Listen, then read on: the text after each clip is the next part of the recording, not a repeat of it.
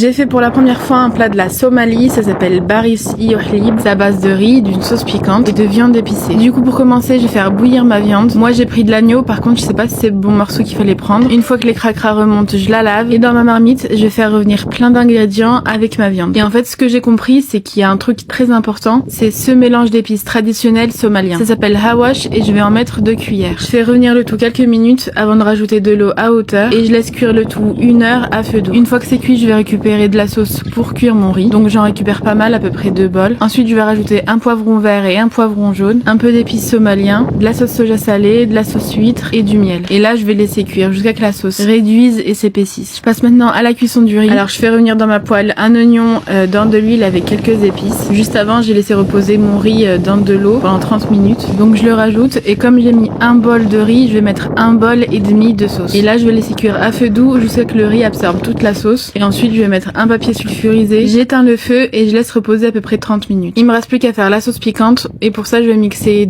un oignon avec 2 gousses d'ail, un piment vert, du persil, du sel et un demi-citron. Maintenant, il me reste plus qu'à dresser mon assiette et ils servent ça avec une banane. Alors j'avoue que c'était un peu difficile à faire en tout cas. J'espère que j'ai pas fait trop d'erreurs et que vous validez quand même pour une première.